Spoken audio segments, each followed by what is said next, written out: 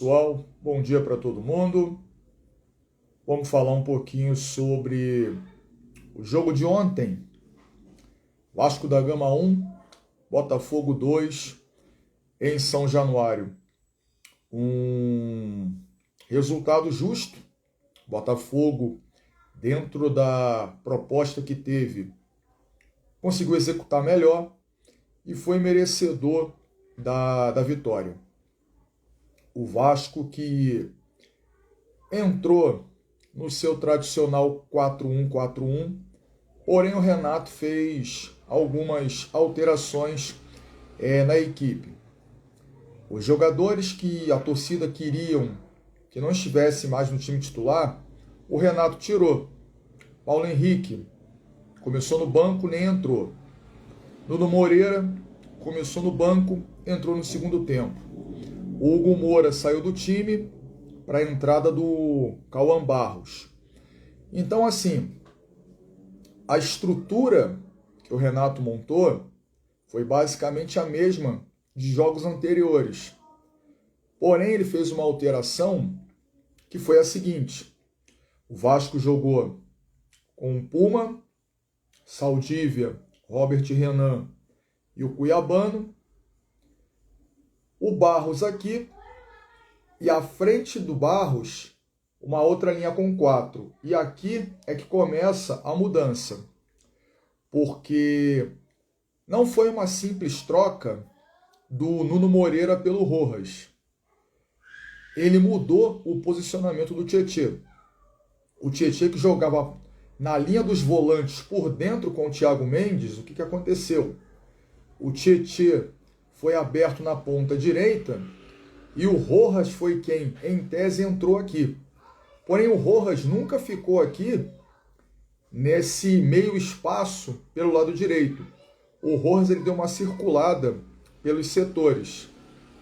O Rojas chegou a ficar um pouco por dentro, ora entrou pelo lado esquerdo, ali pelo meio espaço, meia esquerda.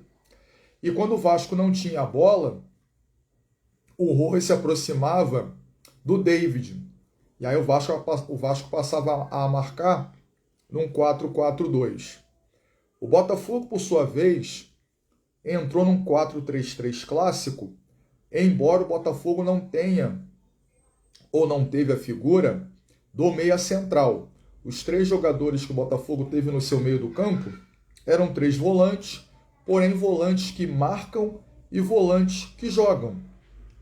Então, de defensivo, o Botafogo não teve nada, muito pelo contrário.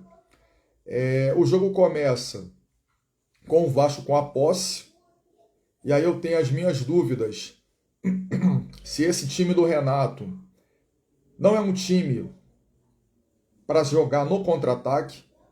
Será que a estratégia, mesmo jogando em casa, para o Vasco, não seria jogar em contra-ataque?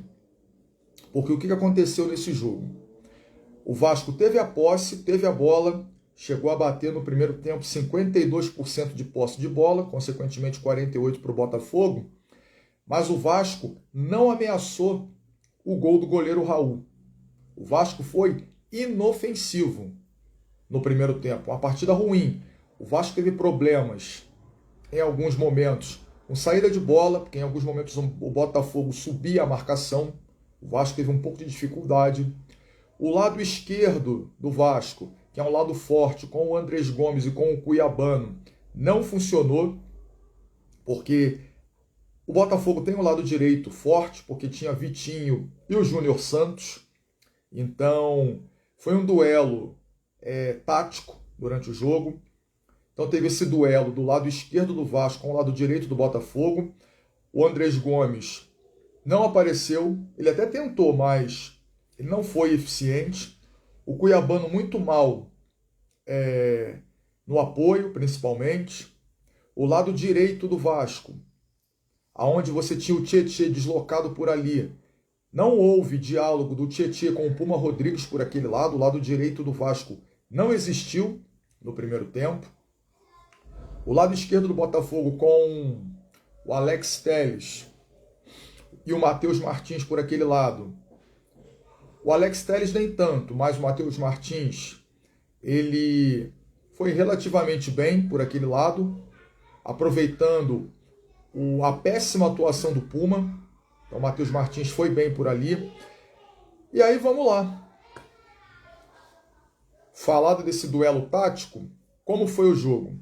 Como eu falei, o Vasco começa com a posse, mas não consegue entrar. O Botafogo muito bem montado e montado para contra-atacar.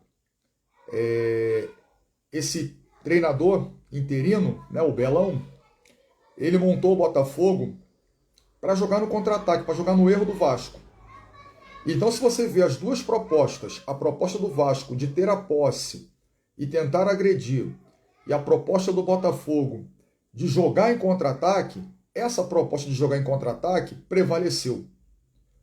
O Botafogo, ele em vários momentos, principalmente pelo lado direito do seu ataque, esquerdo de defesa do Vasco, conseguiu chegar à frente. Inclusive o Arthur Cabral, que é um jogador de área e um jogador até mais pesado, o que ele fez? Conforme o Cuiabano subia, quando o Botafogo recuperava essa bola e saía em transição rápida, o Arthur Cabral caía por aquele lado, ele abria pelo lado direito. E aí aproveitava o espaço que o Cuiabano deixava. O Júnior Santos também caiu por ali algumas vezes, aproveitando o espaço. Porém, o Botafogo não foi eficiente no primeiro tempo. Então foi um jogo em que no primeiro tempo nós tivemos muitos duelos, pelos lados do campo principalmente. O Vasco, quando conseguia chegar, era pelo lado do campo. O Botafogo, quando contra-atacava, era pelo lado do campo. Não tivemos muitas jogadas, que a gente chama de jogadas por dentro, com os jogadores de meio campo. E foi um primeiro tempo em que a proposta do Botafogo prevaleceu, de contra-atacar. O Botafogo foi muito mais perigoso. O goleiro Raul do Botafogo não fez defesa alguma. Qual foi a grande defesa que o Raul fez no jogo? Nenhuma.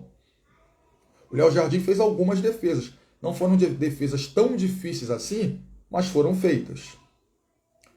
Então veio o segundo tempo e quando se esperava que o Renato faria alguma alteração no time, até porque algumas peças não renderam, ele surpreende ao não fazer alteração alguma. O Botafogo sim fez uma alteração, o Alex Telles já no primeiro tempo já havia acusado que estava sentindo dores na perna, então ele é substituído pelo Kaique Henrique, alguma coisa Henrique, eu esqueci o nome do lateral do Botafogo. E ele entra no lugar do Alex Telles. O Vasco volta melhor no segundo tempo. O Vasco consegue empurrar um pouco o Botafogo para o seu campo de defesa. Os espaços que o Vasco estava deixando para os contra-ataques do Botafogo no primeiro tempo, esses espaços eles não apareceram até os 15 minutos do segundo tempo. O Vasco consegue trabalhar bem, principalmente pelo lado esquerdo, com o Gomes e com o Cuiabano. O Botafogo com alguma dificuldade para contra-atacar, como fez no primeiro tempo. Teve um lance aos 10 minutos com o Tietê, que ele teve a oportunidade de finalizar, mas ele limpa toda a jogada. E aí abre-se todo o canto esquerdo para ele e ele chuta para fora, perdendo um gol incrível. Isso aos 10. Aos 15, por incrível que pareça, sai o gol por um setor que no primeiro tempo era um setor que foi um setor improdutivo, que era o lado direito. O Puma Rodrigues, ele entra pelo lado direito e faz um cruzamento rasteiro no segundo pau. O David vem por trás da defesa, entra sozinho, cara a cara com o goleiro Raul e faz 1-0 para o Vasco. Ali a atmosfera muda, a torcida vem junto e quando parecia que o Vasco iria conseguir controlar o jogo, porque qual era o cenário? Qual era o cenário?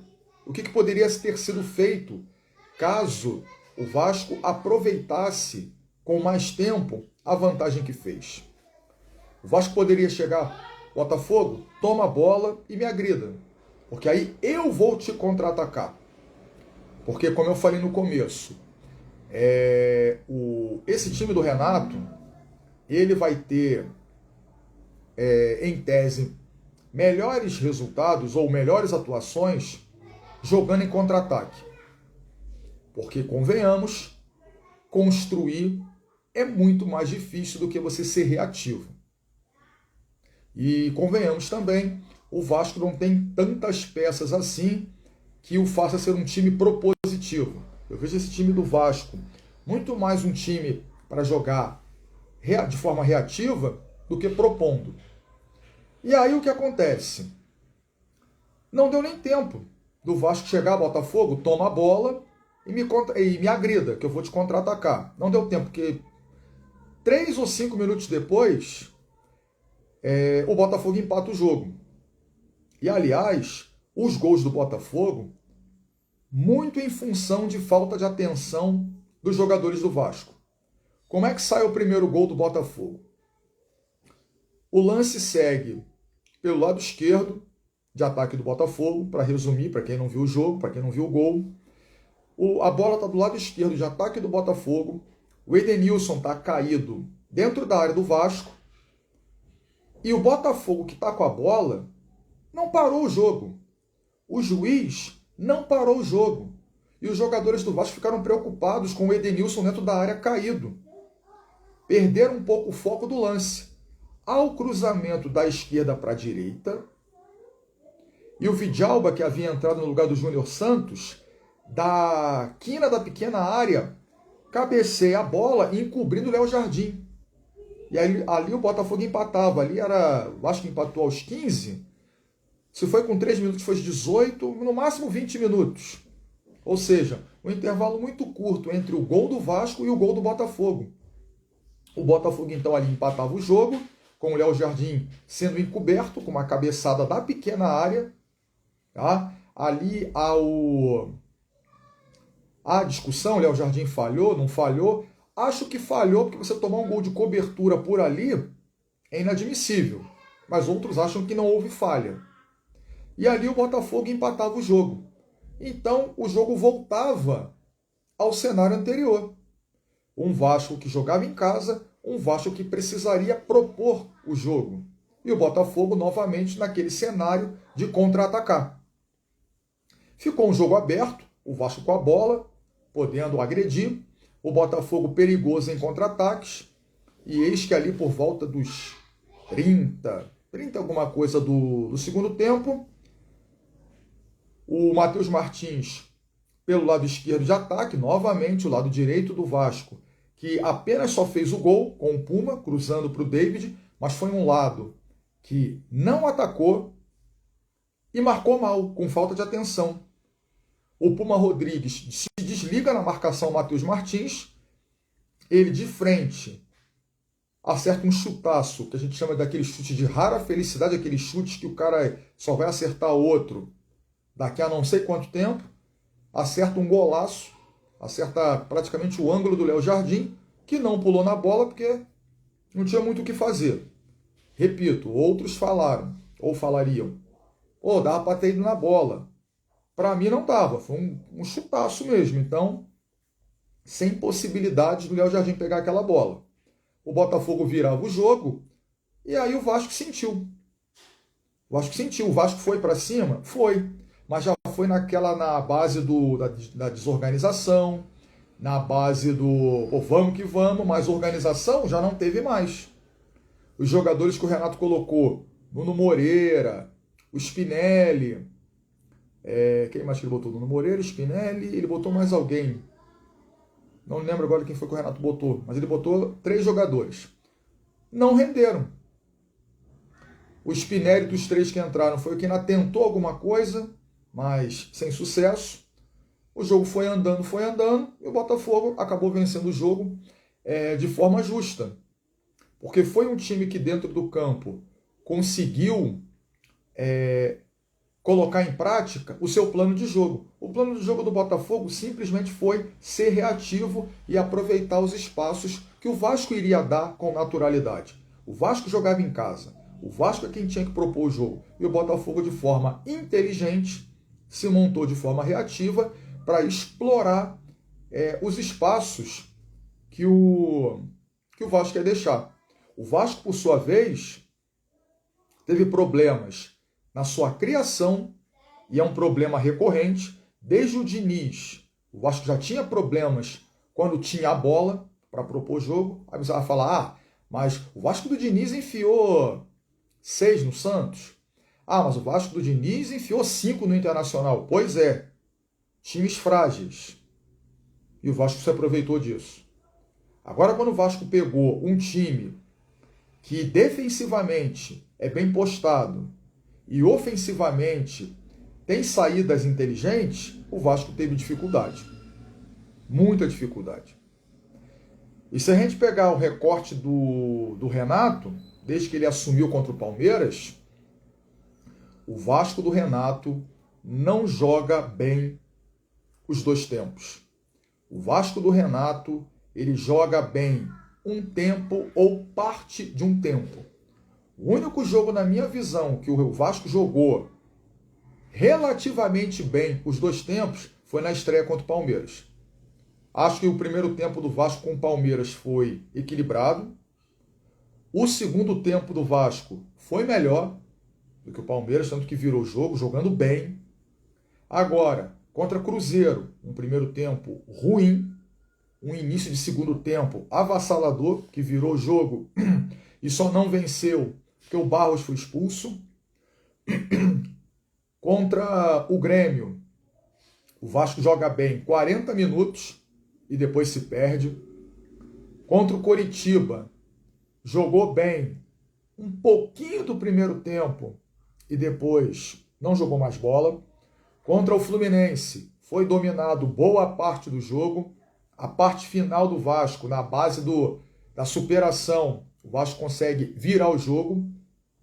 Mas o Vasco do Renato, ele não tem mantido uma regularidade dentro das partidas. O Vasco do Renato tem momentos em que ele é melhor que o adversário, mas o Vasco do Renato não sustenta isso. Como, por exemplo, aconteceu ontem de novo. O Vasco não jogou bem o primeiro tempo, o Botafogo foi melhor. No cômputo geral do jogo, dos 90 e poucos minutos, o Botafogo foi melhor que o Vasco, na sua proposta. O Botafogo foi, principalmente no primeiro tempo, mais perigoso. O Botafogo já poderia ter ido para o intervalo vencendo o jogo, mas não foi.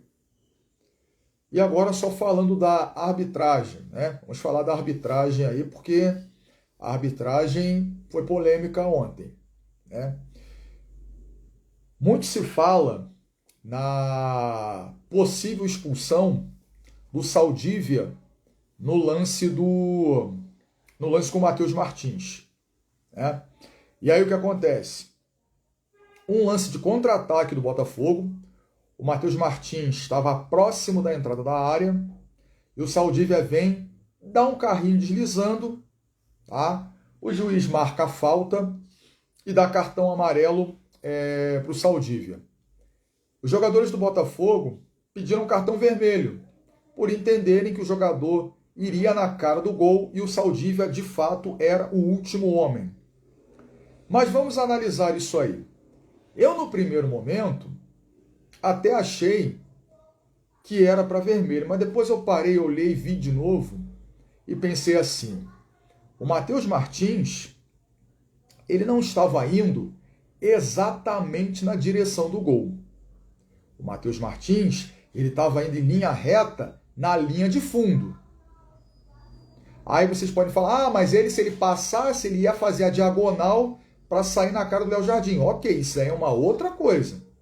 Mas no momento, tá? E aí depois eu vou falar se foi falta ou não, mas no momento em que o juiz marca a falta, o Matheus Martins, ele não estava na direção do gol, ele estava na direção praticamente da linha de fundo. Se ele tivesse correndo, continuasse a correr, ele ia ficar em paralelo com a linha da grande área. Então o Matheus Martins, ele não estava em diagonal para sair na cara do Léo Jardim. Ele estava em linha reta. E aí outro detalhe, se você vê na câmera da frente, quando o Saldívia desliza, o Saldívia não toca nesse deslize? O Matheus Martins. O Matheus Martins deixa a perna porque iria haver o contato, porque os dois estavam próximos. Só que o Matheus Martins, malandramente, ele já deixa a perna. O Saldívia deslizando, tocou. Mas não foi o Saldívia que foi tocando de encontro ao Matheus Martins para derrubá-lo. E aí, há a discussão. Nesse caso, eu nem falta daria. Agora, se o juiz deu falta, o amarelo foi bem aplicado. Já que deu a falta, aplicou-se o amarelo. Agora, por que não vermelho? Porque o Matheus Martins ele não estava em diagonal para entrar na cara do Léo Jardim. Ele estava na direção da linha de fundo. Nesse caso, falta, cartão amarelo e vida que segue. Mas, por exemplo, na transmissão, lá o consultor do Grupo Globo, o Paulo César de Oliveira, ele disse que era lance para cartão vermelho. Eu discordo dele, embora ele tenha sido árbitro. Tá? Mas eu discordo dele porque o jogador ele não estava na direção do gol, ele estava na direção da linha de fundo. Tá? O lance do primeiro gol do Botafogo. Falta no Barros. Ele inverteu a... Perdão. Ele inverteu a falta. Tá brabo hoje. Gargantinha. Falta de água. Falta de água. Beber água. O lance do gol do Botafogo, o primeiro gol, foi falta no Barros. E o árbitro deu falta do Barros. Então, houve um erro da arbitragem aí. E teve um lance também no primeiro tempo, 3 minutos de jogo, que teve um lance do Barbosa no Gomes, dentro da área. Que muito se fala, mas o lance não houve cotovelada, que o pessoal está usando o termo gatilho. Gatilho é esse termo que a gente faz isso aqui. Não houve isso. Legal, não houve. Até porque isso é para definir se vai haver expulsão ou não. Agora, mesmo não tendo o que está se chamando de gatilho, foi falta. E falta dentro da área é pênalti. E o juiz nem viu. O VAR nem falou nada. Tá? Então a arbitragem prejudicou a gregos e troianos, a vascaínos e a alvinegros. Tá? Porque teve lance de pênalti para o Vasco. Né? O Botafogo reclama de ter sido prejudicado. Aí é interpretativo. Tá? O Saldívia ficou no risco, poderia ter sido expulso. Tá? Para alguns era para ter sido expulso, para outros não. Tá? Mas um lance discutível. A verdade é que o Vasco não jogou bem. O Vasco teve ali, no segundo tempo, até o gol, um bom momento. Mas, como eu tenho dito, o Vasco não tem sustentado o seu bom momento dentro das partidas. O futebol tem 94, 95, 96 por 100 minutos de jogo. O Vasco está jogando bem menos que isso. Uma partida, vamos botar aí, se a partida tiver exatamente 90 minutos, o Vasco está jogando 15, o Vasco está jogando 20. E o restante do tempo de jogo, o que o Vasco está fazendo? É um elenco limitado. É um elenco limitado, concordo.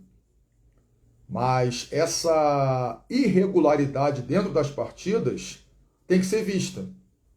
Não dá para o Vasco começar mal e depois entrar no jogo, ou entrar no jogo bem e depois começar mal. Não dá para ser dessa forma. Tá? Então o Vasco perde para o Botafogo de maneira justa. O Botafogo, dentro da proposta, foi melhor dentro do campo. Próximo jogo do Vasco agora é contra o Barracas Central, na Argentina. Estreia do time na Copa Sul-Americana. O Vasco deve ir com um time alternativo, ou praticamente todo reserva, porque depois, no sábado, o Vasco joga contra o Remo, às 16 horas e 30 minutos, em Belém, próximo jogo do Vasco pelo Campeonato Brasileiro. O Renato dá a entender que não vai dar muita atenção para a Copa Sul-Americana. A Copa que ele vai ficar de olho é a Copa do Brasil, que é menos desgastante, é verdade, os jogos são todos aqui dentro do Brasil. Copa Sul-Americana tem jogos no Brasil, jogos na América do Sul. No caso, o Vasco vai jogar no Chile, contra o Audax Italiano, vai jogar no Paraguai contra o Olímpia e joga também na Argentina contra o Barracas Central. Então, o Renato não vai dar muita importância num primeiro momento para a Copa Sul-Americana. O foco do Renato vai ser o Campeonato Brasileiro, ele já deixou bem claro que o principal campeonato é o Campeonato Brasileiro, e ele tem razão. O Campeonato Brasileiro, como ele mesmo diz, rebaixa, tá? A Copa Sul-Americana e a Copa do Brasil não. E o Vasco tem que fazer um bom campeonato até a pausa para a Copa do Mundo. O Vasco hoje tem 12 pontos. Então, se o Vasco fizer aí mais 13 pontos, ele iria a 25, que você terminaria entre 25 e 30 pontos o primeiro turno. É o ideal. Daqui até a pausa para a Copa do Mundo são mais 8 jogos, são 10 jogos agora, 10ª rodada. Então a Copa do Mundo, se eu não me engano, quando ela começar, está praticamente terminando o primeiro turno. Não sei se são 8 ou 9 jogos até lá.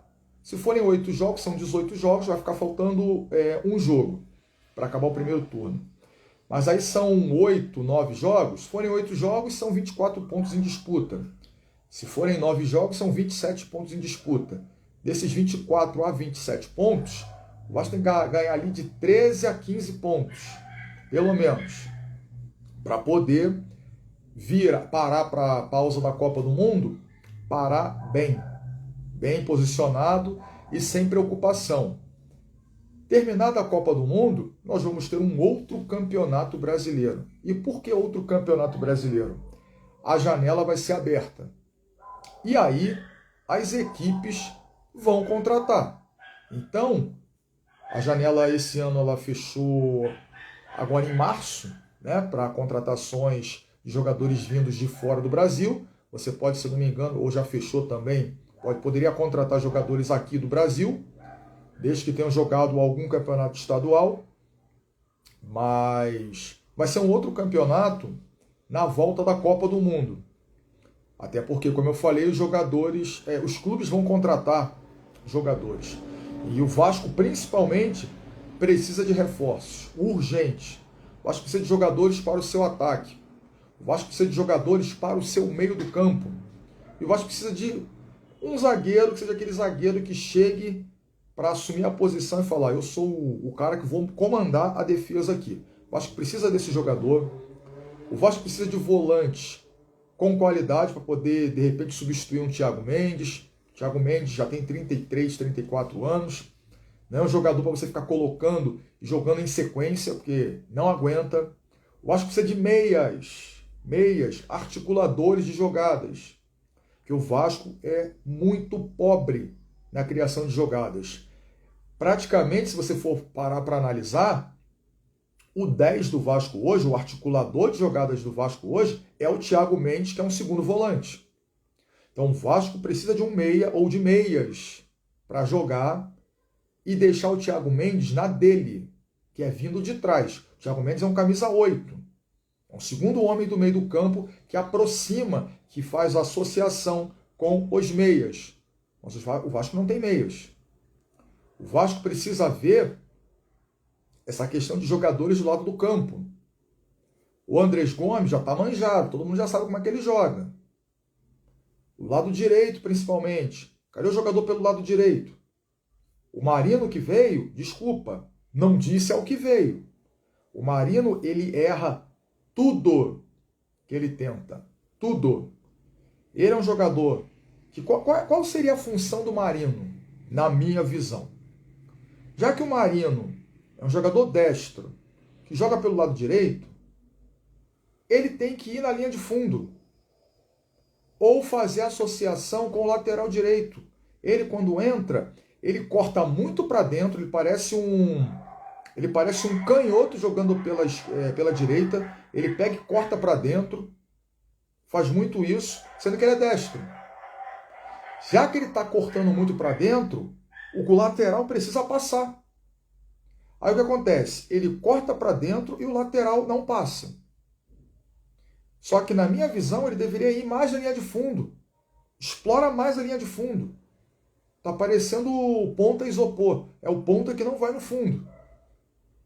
Então, é um jogador que não disse ao que veio num primeiro momento. Ele tem até características, o Marino, para jogar ali mais do que o Nuno. O Nuno, quando veio para o Vasco, jogava ali pelo lado esquerdo. O Andrés Gomes ainda não tinha sido contratado. E o Nuno começou bem no Vasco, ano passado. Depois que o Diniz coloca o Nuno lá pelo lado direito, o futebol do Nuno desapareceu. E com o Renato continua da mesma forma. Então o Vasco precisa de um jogador pelo lado direito, para poder equilibrar o time. O time joga muito pelo lado esquerdo com o Cuiabano e com o Andrés Gomes. Então fica um time torto e fica fácil de marcar. Já pelo lado direito, você colocando alguém ali, você equilibra. Se o Marino não está dando certo, coloca o Adson.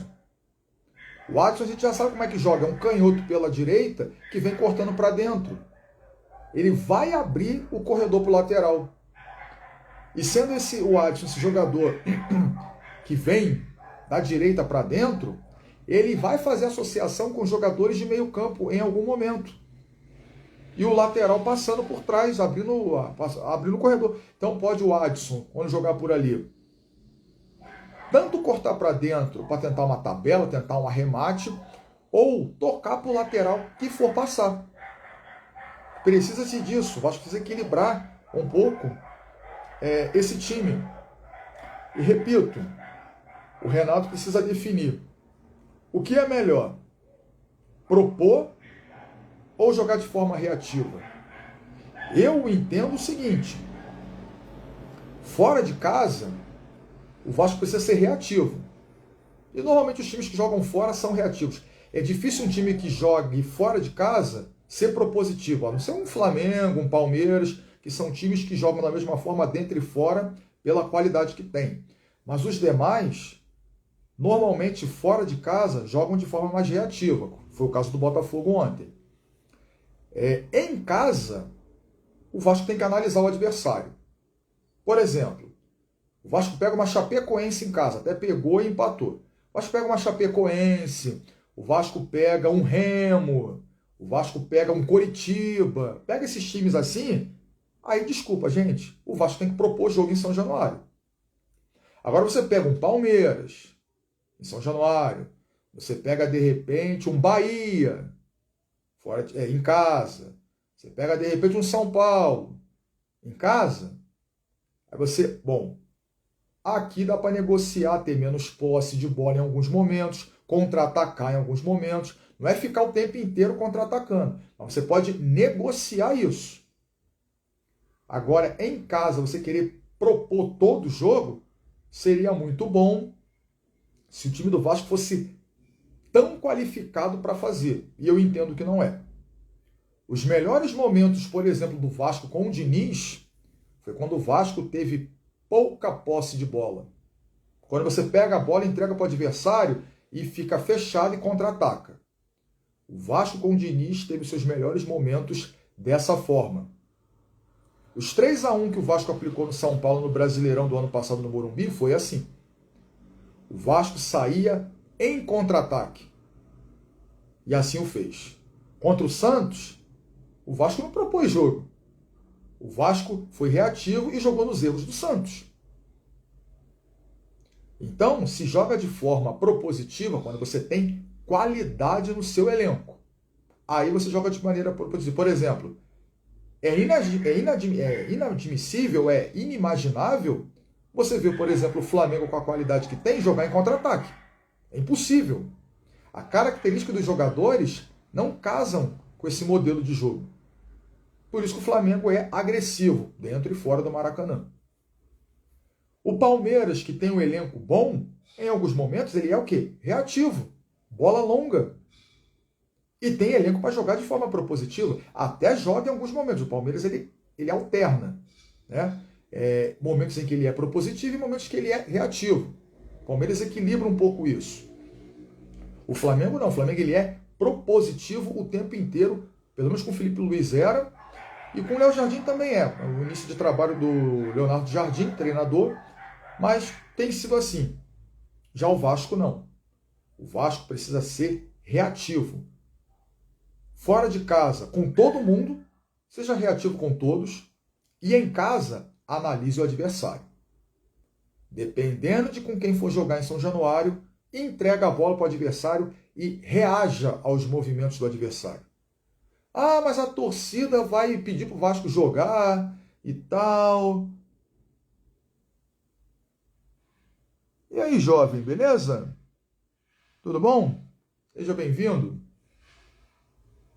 E aí, o que acontece? O Vasco precisa analisar o seu adversário quando for jogar em casa. Como eu falei, Remo, Coritiba, Chapecoense, vamos ver quem mais lá, Mirassol, que não está bem no campeonato. Quem mais? Esses times aí, tá? O Vasco tem que tomar a iniciativa, tem que tomar as rédeas da partida e ir para dentro.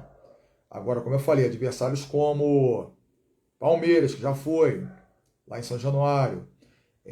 Quem mais? Um São Paulo, um Corinthians. Né? Adversários de peso, esses aí o Vasco pode negociar a questão da posse. Não ir para a trocação, querer impor algo que não consegue, que é querer ir para dentro do adversário. Porque quando você vai para dentro, o que acontece?